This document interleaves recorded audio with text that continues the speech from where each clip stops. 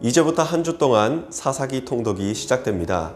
사사는 이스라엘을 대표하는 인물로서 작게는 지파와 크게는 이스라엘을 대표하여 다스리는 역할을 감당했습니다.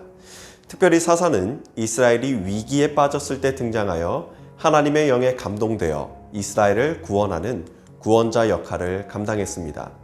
사사기 시대는 이스라엘 백성들이 가나안 땅에 정착하여 정착민으로서의 삶을 살아가게 됩니다. 그러나 정착 이후의 이스라엘 백성들은 완전히 실패한 세대가 되었습니다. 그리고 그 사실을 가장 잘 보여주는 구절이 사사기 17장 6절과 21장 25절의 말씀입니다.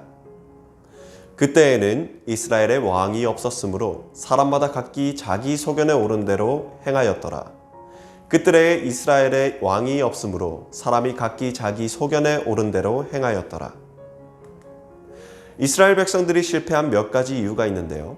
첫 번째는 다음 세대 신앙교육의 실패 때문입니다.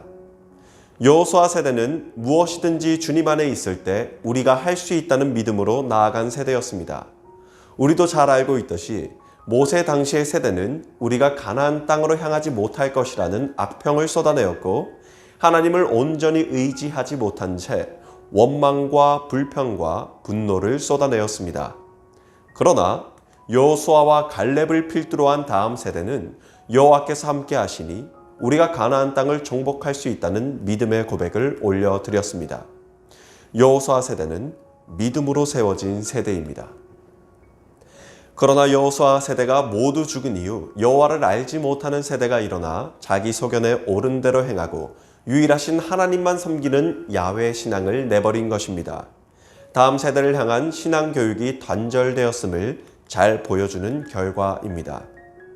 두 번째로는 가나안 민족을 모두 쫓아내라 하신 하나님의 말씀에 불순종하였기 때문입니다. 하나님께서 가나안 민족을 모두 진멸하고 내쫓으라 하신 이유는 그들이 가진 우상과 타락하고 음란한 문화를 제거하고 오직 하나님만 섬기는 나라, 하나님께서 통치하시는 정결한 나라를 원하셨기 때문입니다. 그러나 이스라엘 백성은 가나안 민족을 모두 진멸하지 않았습니다. 여기에는 여러 가지 이유가 있는데요.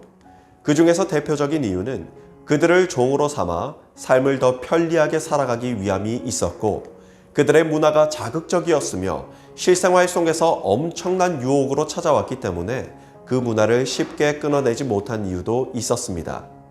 이러한 일련의 문제들이 겹치며 사사기의 이스라엘 백성들은 출애굽 40년 동안 세워왔던 하나님의 구별된 백성으로서의 모습을 다시 잃어버리게 됩니다. 사사기에는 사사기를 관통하는 대표적인 패턴이 있습니다. 그것은 이스라엘이 불순종하여 죄를 짓고 이웃 민족의 침략으로 인해 고통을 받습니다. 그 후 하나님 앞에 회개함으로 부르짖고 하나님께서는 사사를 통하여 이스라엘을 구원하여 주십니다. 그리고 이스라엘은 다시 평화를 회복합니다. 그러나 이스라엘은 평화 속에서 다시 죄의 길을 걷습니다. 성경을 통독하며 사사기의 이러한 패턴을 눈여겨보는 것도 사사기를 통독하며 이해하는 것에 큰 도움이 될 것입니다. 이런 패턴 속에서 12명의 사사가 세움을 받습니다. 사사는 대사사와 소사사로 나눌 수 있는데 대사사는 온니엘과 에훗, 드보라, 기드온, 입다, 삼손이 있고요. 소사사로는 삼갈, 돌라, 야일, 입산, 엘론, 압돈 등의 사사가 있습니다. 지금부터는 사사기를 장별로 구분하여 나누고자 합니다. 사사기는 대사사를 중심으로 이야기가 전개됩니다. 그러면서도 우리가 눈여겨볼 것은 사사의 이야기가 이어지며 뒤로 갈수록 이스라엘이 더욱 어두운 죄악으로 치닫는다는 사실입니다. 1장에서 2장부터는 이스라엘이 하나님의 말씀에 불순종하여 가나안 족속을 남겨두고 여호수아가 죽은 뒤 여호와를 외면합니다.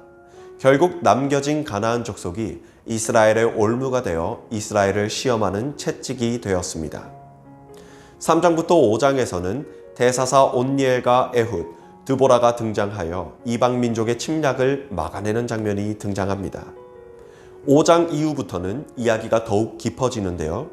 사사들의 신앙과 그 신앙의 변질을 보여주며 이스라엘의 타락을 더욱 세밀하게 조명합니다. 6장부터 9장까지에서는 기드온이 등장합니다. 기드온은 본래 두려움 속에서 미디안을 피해 숨어있는 삶을 살았습니다. 그러나 하나님께서 표징을 보이시고 친히 들어 사용하셔서 미디안을 물리치고 이스라엘을 구원하는 위대한 사사로 발돋움하게 되었습니다. 그러나 이후 기드온은 같은 민족인 이스라엘 백성들을 죽이고 가나안과의 전투로 얻은 전리품을 모아 우상을 세우는 죄를 범하여 이스라엘을 다시 타락하게 만드는 장본인이 됩니다. 10장부터 12장에서는 입다가 등장합니다. 입다는 출신이 불안정하여 많은 이들로부터 우려의 대상이 되었습니다. 그러나 이스라엘의 장로들은 암몬으로부터의 위협 가운데 입다를 청하였고 입다는 이스라엘을 이끌고 암몬 족속들을 몰아내는 성과를 올립니다. 그러나 전쟁의 승리 이후 자녀를 제물로 바치는 이방의 제사를 따르며 자신의 딸을 제물로 바칩니다. 그가 사사로 세워졌으나 그는 이미 혼합주의 신앙에 젖어 있었던 것입니다. 13장부터 16장에서는 삼손이 등장합니다. 삼손은 나실인으로 세워졌고 주님께 거룩하게 드려진 인물이었습니다. 그러나 삼손은 하나님과 전혀 관계없는 사람처럼 행동했습니다. 문란한 생활을 했고 자신의 분노를 참지 못해 무수한 살인을 저지릅니다. 하나님의 뜻인 것 마냥 둘러대며 자신이 채우고자 하는 욕망을 채우기에 급급한 삶을 살았지요.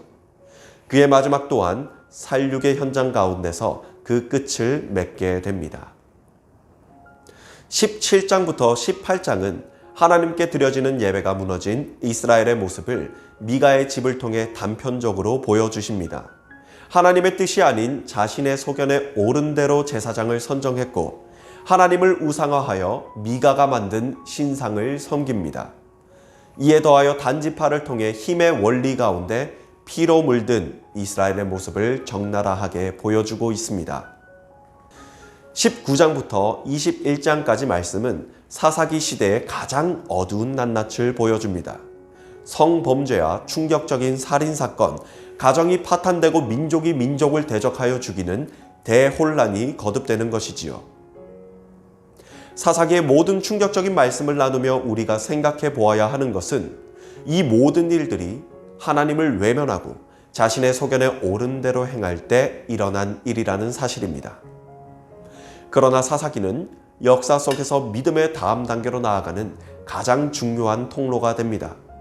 우리는 사사기의 마지막 장, 마지막 절을 통해 그 단서를 찾을 수가 있습니다. 사사기 21장 25절 말씀입니다. 그때에 이스라엘의 왕이 없으므로 사람이 각기 자기의 소견에 옳은 대로 행하였더라. 이스라엘의 왕이 없었으므로, 이것은 이스라엘에게 왕이 있었다면 이 모든 죄악으로부터 벗어날 수 있었을 것이라는 아쉬움과 희망이라는 두 가지 의미를 담고 있습니다. 이제 사사기는 끝이 나고 룻기를 통해 다윗 왕의 계보가 이어지고 사무엘서로 나아가게 됩니다. 그리고 우리는 이스라엘의 위대한 왕 다윗을 만나게 되지요. 사사기를 통독하며 묵상하다 보면 우리도 사사기와 크게 다르지 않은 세상을 살아가고 있다는 것을 깨닫게 될 것입니다. 이러한 세상 속에서 우리 또한 사사기서의 희망의 메시지와도 같이 왕이 필요합니다. 그러나 인간의 왕이 아닙니다. 우리가 바라고 우리가 섬겨야 할 왕은 겸손의 왕, 영광의 왕, 만왕의 왕, 메시아 예수 그리스도입니다.